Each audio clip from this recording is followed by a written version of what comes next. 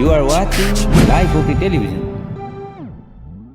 Life OK समाचारको साथमा Balvatika school Pepsicola learning made simple Jiva life to your style wellness mall natural way to improve your health. नमस्कार, Life OK समाचारमा स्वागत छ। सुरुमा मुख्य समाचार। थप 125 जनामा कोरोना पुष्टि। सरकारले अदालतलाई कुनै आक्षेप नलगाएको दाबी। व्यक्तिवाद र विचलनले धेरै बिगारेको भन्दै अहिलेको लडाईँ विचारकै भएको दाबी। वामदेव गौतमले एमाले एकताका लागि पहल गर्ने।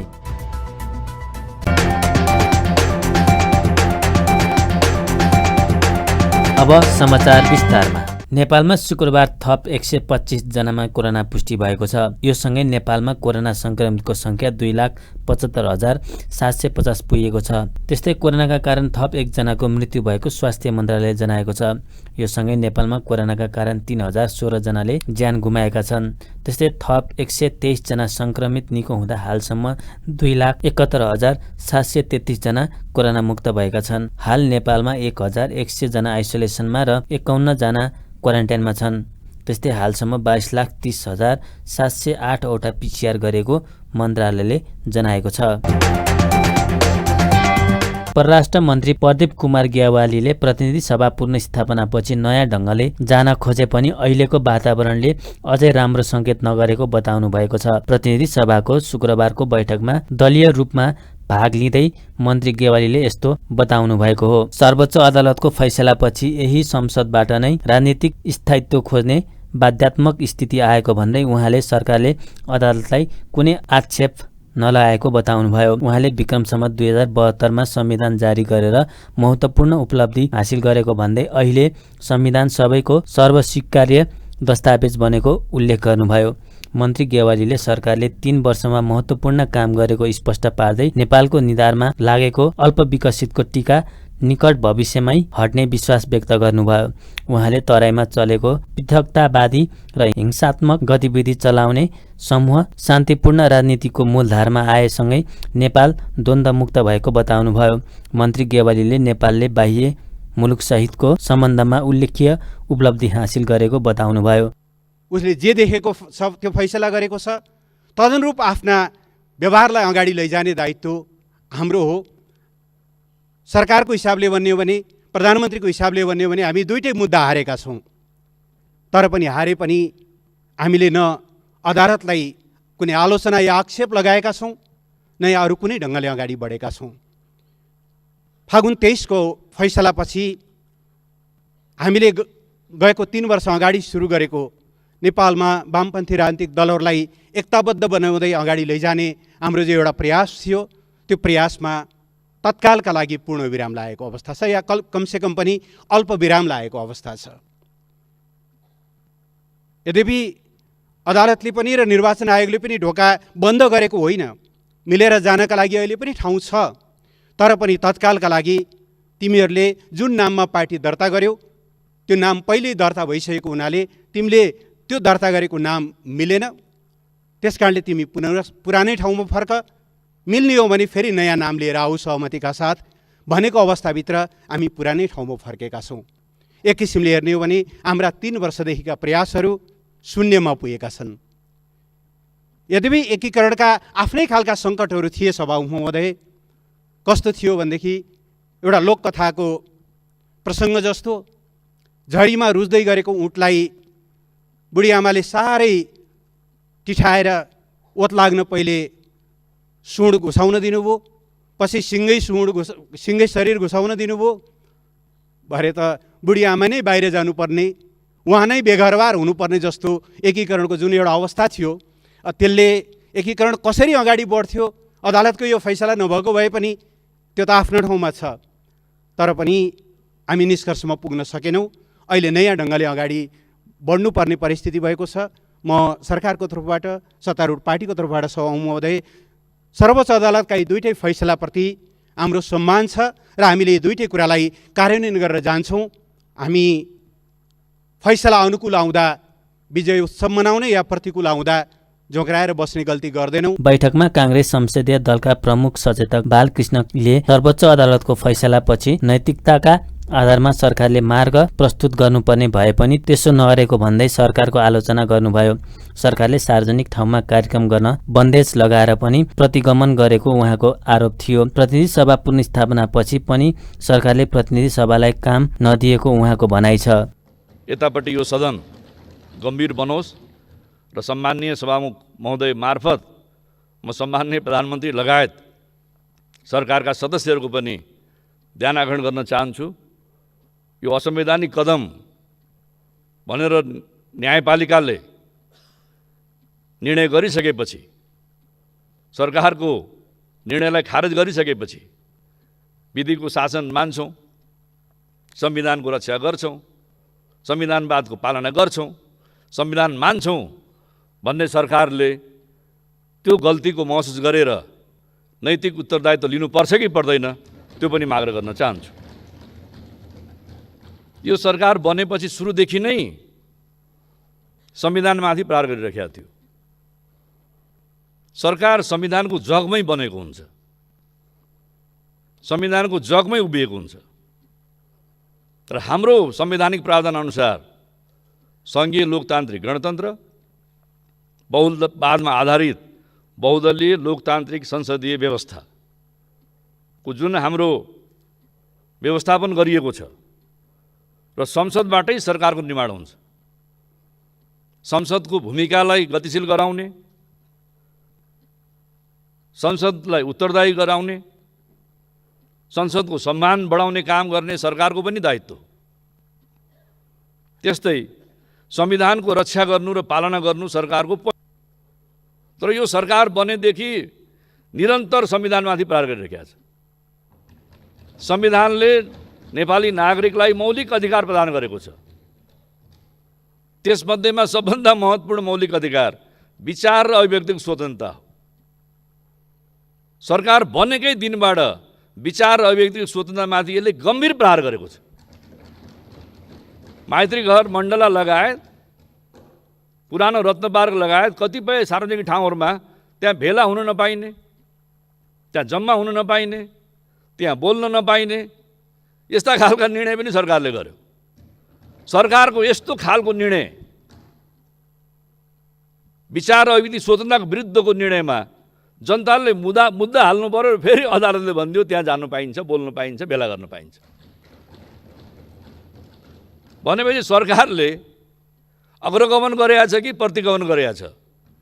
एकपटक सरकारका सम्माननीय प्रधानमन्त्री र माननीय मन्त्रीजीहरूले छातीमा हात राखेर संविधानको किताबमाथि चाहिने हात राखेर तपाईँहरू आफैले सोध्नुहोस्, के संविधान जुन स्पिडमा हामीले बनाएका थियौँ त्यही स्पिडमा तपाईँहरूले पालना गर्दै हुनुहुन्छ? त्यस्तै माओवादी केन्द्रकी सांसद पम्फा भुसालले प्रधानमन्त्री केपी शर्मा ओलीले राजीनामा नदिएर राजनीति नै विकृति गराएको आरोप लगाउनुभयो। जिब्रो चिप्लिएकै आधारमा कानुन मन्त्रीको राजीनामा गराउने प्रधानमन्त्रीले प्रतिनिधि सभा विघटनको मुद्दामा पराजित हुँदा समेत राजीनामा नदिएको भन्दै उहाँले राजनीतिलाई विकृति र बदनाम गरेको आरोप लगाउनुभयो।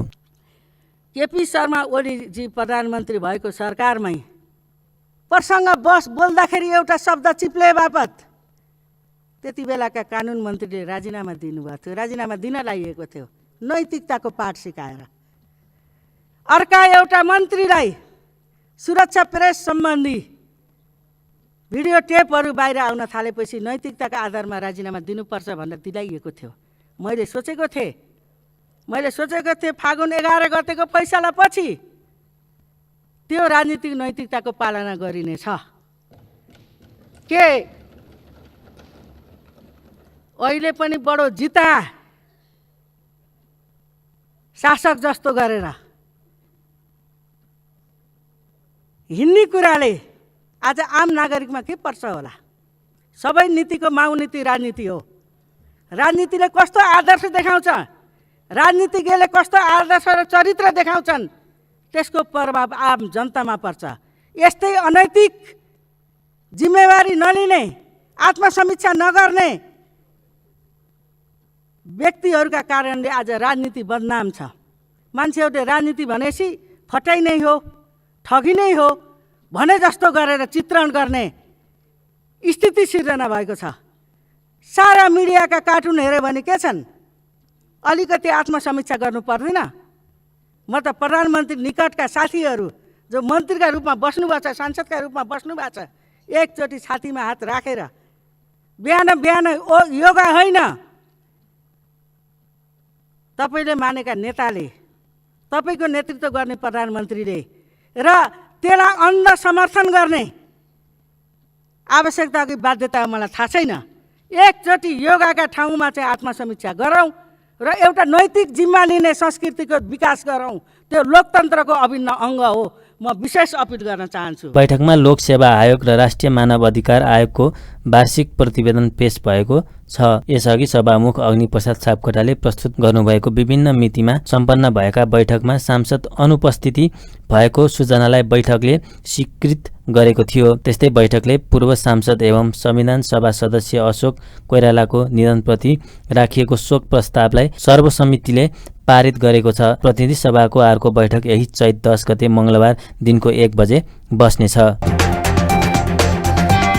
नेकपा एमालेका वरिष्ठ नेता माधव कुमार नेपालले केपी ओलीको व्यक्तिवाद र विचलनले धेरै बिगारेको भन्दै अहिलेको लडाईँ विचारकै भएको बताउनु भएको छ। शुक्रबार काठमाडौँमा अखिल नेपाल महिला सङ्घको राष्ट्रिय कार्यकर्ता भेलामा नेता नेपालले ओली सिद्धान्तनिष्ठ र आदर्शप्रति समर्पित हुन नसकेकाले आफूहरू विचारको लडाईँ लड्न बाध्य भएको बताउनुभयो। उहाँले अहिले क्रान्तिकारी पार्टी वा व्यक्तिवादी पार्टी बनाउने लडाईँ भएको भन्दै पद वा जुङ्गाको लडाईँ नभएको पनि बताउनुभयो। उहाँले ओलीको घमण्डकै कारण देश र पार्टी बिग्रेको आरोप लगाउनुभयो। उहाँले समाजको परिवर्तन नै आफूहरूको मूल लक्ष्य भएको तर्क गर्नुभयो। ओलीले ठिक ढङ्गले पार्टी नचलाएकोले आफूहरूले विरोध गरेको उहाँको भनाइ छ। त्यस्तै उहाँले आफूहरूप्रति ओली हामी कहाँ छौँ भनेर व्यङ्ग्य गरेको भन्दै छिटै आफूहरू बालाटारमा हुने धारणा पनि राख्नुभयो। हामी चाहन्छौँ पार्टी बनाऊ। पार्टी किन बनाउने भन्दाखेरि दुईटा उद्देश्यका लागि। एउटा हाम्रो देशमा समाजवाद ल्याउने कामको लागि यो विचारले मार्गदर्शन गरोस्। नेपाली विशेषताको समाजवाद के हुन्छ त्यसको निम्ति लागौँ र त्यो समाजवादको मूल उद्देश्य जनताको समृद्धि हो र समाजको परिवर्तन हो। यो समाजको परिवर्तनका लागि नै हामी लागेका छौँ। हामी विचार शून्य होइनौँ, आदर्श शून्य होइनौँ। त्यसो हुनाले वास्तवमा त्यो बेलादेखि हामीसँग रहेका महिला योद्धाहरू लागिरहेका हामी सबै एउटै मोर्चामा छौँ। त्यस बेलामा लाग्ने योद्धा हाम्रो अष्टलक्ष्मी कमरेड उहाँ यहीँ हुनुहुन्छ, उहाँ यहीँ जिउँदै हुनुहुन्छ। केपीले आएर हेरे हुन्छ पुरानो व्यक्ति। यो लडाईँ भनेको क्रान्तिकारी पार्टी बनाउने कि व्यक्तिवादी पार्टी बनाउने भन्ने कुराको लडाईँ हो। यो लडाईँ त्यस हुनाले वास्तवमा कुनै दुईटा नेता बीचको पदको लडाईँ होइन। यो दुईटा नेताको इज्जत र प्रतिष्ठाको लडाईँ होइन। यो नेताहरूको बीचमा यो कुनै जुङ्गाको लडाईँ होइन। यो त्यतिकै ईर्ष्याको बाट आएको कुरा पनि होइन। यो आएको भनेको ठिक तरिकाले पार्टी चलाइएन। ठिक तरिकाले चलाउनु पर्यो। सरकार पनि राम्ररी चल्नु पर्यो। जनताका समस्याको बारेमा छलफल हुनु पर्यो। बैठक बस्नु पर्यो समय समयमा। तोकिएको बेलामा बैठक बस्नु पर्यो। बैठकमा जनताका समस्याहरू, देशको समस्याको बारेमा एजेन्डा राख्नु पर्यो। ती एजेन्डामा बसेर छलफल गर्न पाउनु पर्यो। हाम्रो विचार त्यहाँ व्यक्त गर्न पाउनु पर्यो।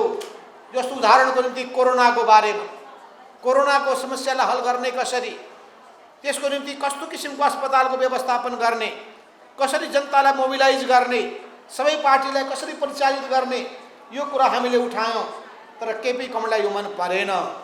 यसो खिल्ली उडाउनु भयो, उहाँले विरोध गर्नुभयो। उहाँले त्यसो हुनाले यसो हेर्दाखेरि विषय केही पनि होइन जस्तो लागे पनि विषय वास्तवमा भन्नुहुन्छ भने समस्या केपी ओलीमा रहेको व्यक्तिवाद नै हो। उहाँले अब नेकपा एमालेलाई जनताप्रति समर्पित गर्दै सशक्त ढङ्गले समाजवादको बाटोमा अघि बढाउने उल्लेख गर्नुभयो। नेकपा एमालेका नेता वामदेव गौतमले एमाले एकताका लागि पहल गर्ने दोहोऱ्याउनु भएको छ।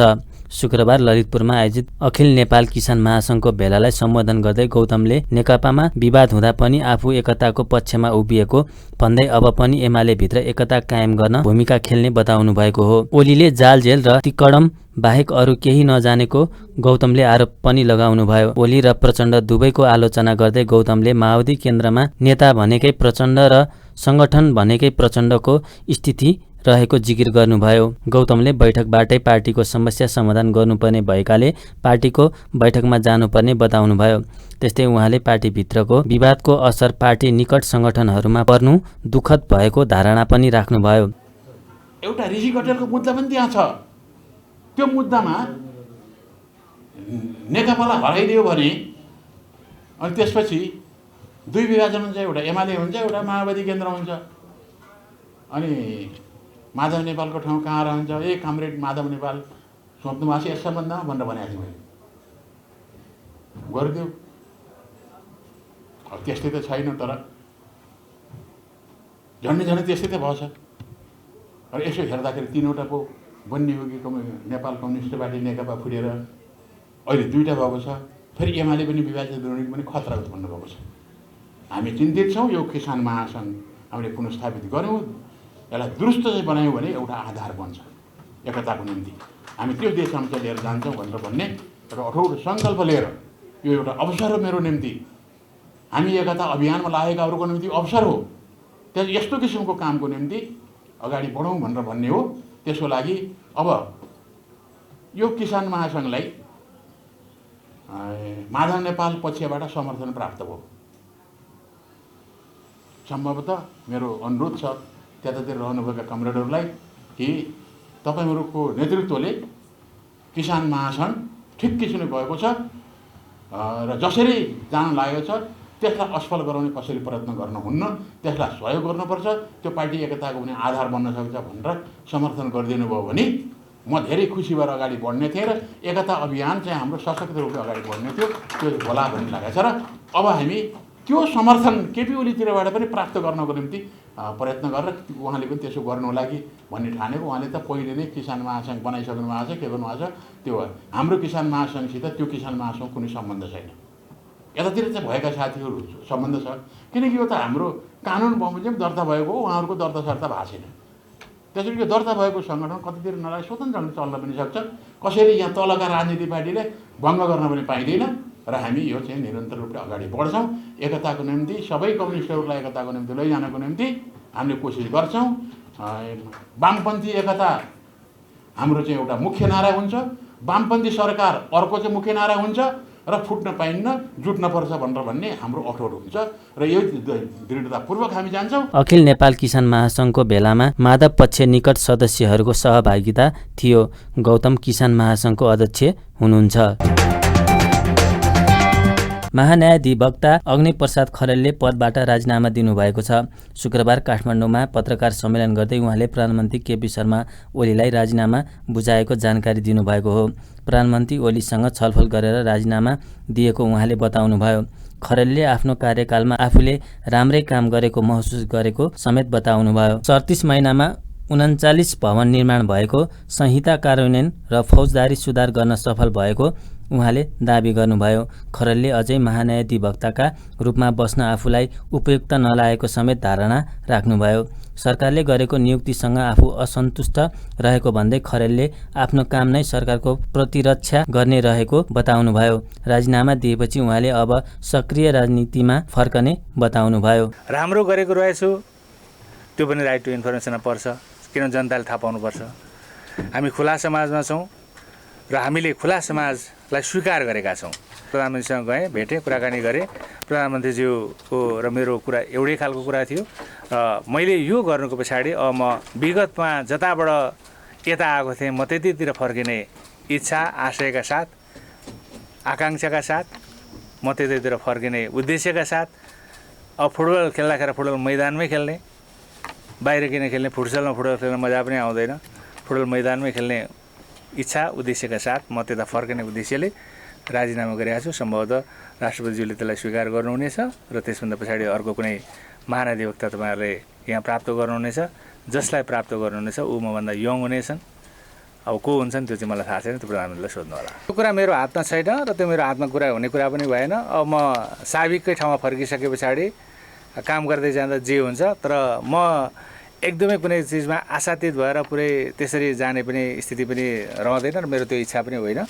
म खालि के भने पुरानो ठाउँमा फर्किँदा मैले जे जिम्मेवारी पाउँछु मैले त्यो जिम्मेवारी पुरा गर्नुपर्छ। पद भनेको चाहिँ म सार्वजनिक पदमा धेरै बसिसकेँ। 64 साल चैत्र 15 गतेबाट वकालत छोडेँ, जुन दिन निर्वाचन आयोगले मेरो नाम डिक्लेयर गर्यो त्यसै दिनदेखि मैले वकालत छोडेँ। बिचमा 1 वर्ष संविधान सभा टुटो फेरि वकालतमा प्रवेश गरेँ, तर म तुरन्त वकालतमा प्रवेश गर्ने सोचाइमा छैन। त्यसैले म राजनीतिक जीवनमै फर्किँदाखेरि जे होला त्यो कि म त्यसो गरौँला कि म कसैलाई सहयोग गरौँला, त्यस्तो केही छैन। म त्यो सांसद भन्ने कुरा अब अहिले तुरन्त सांसद हुने कुरा भएन। प्रधानमन्त्रीज्यूको सल्लाहकार काफी टिममा धेरै साथीहरू हुनुहुन्छ, त्यसमा फेरि मैले किन थपिराख्नु पर्यो, त्यस्तो खालको जरुरत भएको जस्तो पनि मलाई लाग्दैन। तर म राजनीतिक जीवनमा क्रियाशील चाहिँ हुन्छु र बाँकी जीवन त्यसरी त्यही सेवामा लगाउँछु र निष्ठापूर्वक लगाउँछु र तपाईँसँग कुनै पनि बेलामा देखिँदाखेरि शिर नुहाएर म हिँड्दिनँ। मेरो विचारमा मैले यहाँ गर्ने सेवा चाहिँ भरि भएको छ। तपाईँहरूले यहाँ भएका सबै गतिविधिहरूलाई तपाईँले हेर्नुभयो भने त्यो कुरा देख्नुहुन्छ। अब म यो संस्थामा बसेर यहाँभन्दा बढी बसेँ भने पनि यहाँभन्दा बढी म धेरै गर्न सक्दिनँ। त्यसैले एउटा बिल्कुल त्यो सिचुएसन हो। दोस्रो कुरा चाहिँ अब म हिजो जुन फिल्डबाट आएको थिएँ, प्रधानमन्त्री फागुन 3 गते प्रधानमन्त्री हुनुभएको, 74 साल फागुन 3 गते, म फागुन 8 गते आएको हो। 2-3 दिनको कसरत पछाडि नै म आएको हो। त्यसैले अब मैले टाइमली यो कुराहरूमा सबै कुराहरूलाई कहिलेकाहीँ समयले घन्टी बजाएको मान्छेले बुझ्दैनन्, म चाहिँ बुझ्छु कि भन्ने ठान्छु म।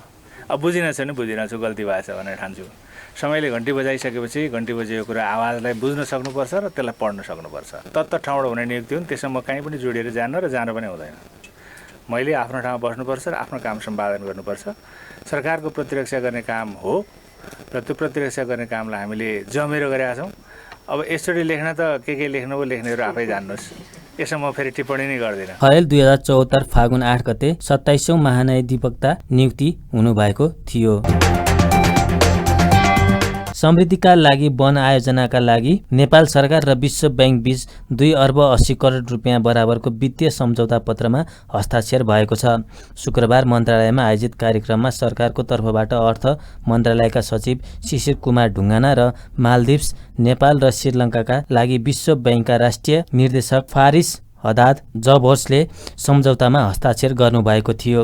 सम्झौताको कुल रकम मध्ये 71 करोड रुपियाँ अनुदान र 2 अर्ब 9 करोड रुपियाँ सहुलियतपूर्ण ऋण रहेको छ। आयोजनाले नेपालको दिगो वन व्यवस्थापनसँगै समुदायमा आधारित वन संरक्षण प्रयासलाई टेवा पुर्याउने अर्थ मन्त्रालय र विश्व बैंकको भनाइ छ। यस आयोजनाले 50 वटा स्थानीय तहलाई सहयोग पुर्याउने बताइएको छ। कार्यक्रममा अर्थ सचिव ढुङ्गानाले आयोजनाले नेपालको वनमा आधारित निजी क्षेत्रलाई रोजगारीमा लगानी गर्न र काठको आयातमा निर्भरता कम गर्न सहयोग पुर्याउने विश्वास व्यक्त गर्नुभयो।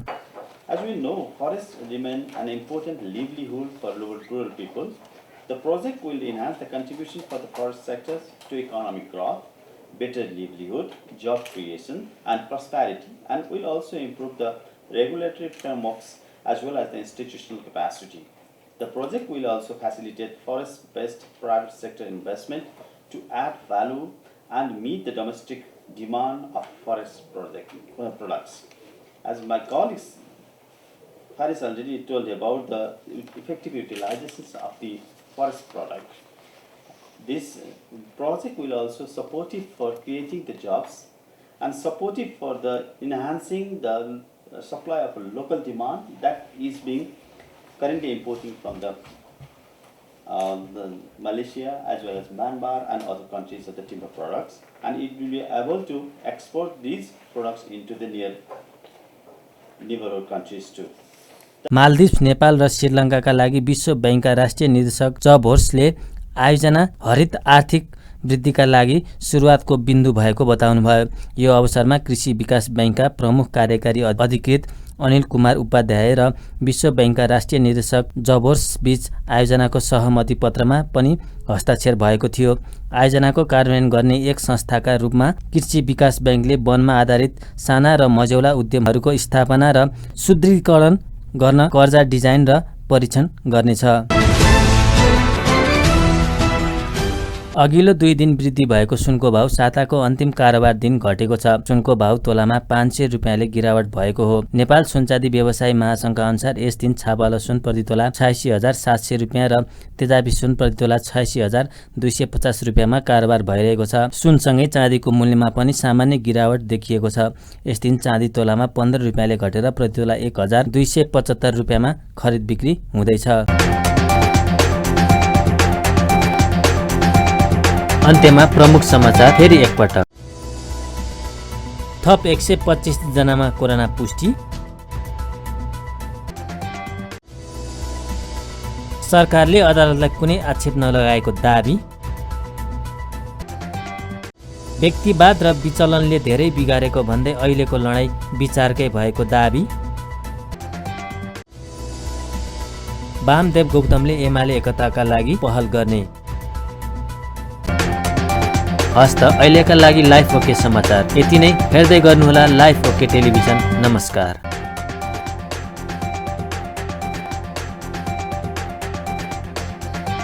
लाइफ ओके समाचारको साथमा Balvatika school Pepsicola learning made simple. Jiva life to your style, wellness mall, a natural way to improve your health.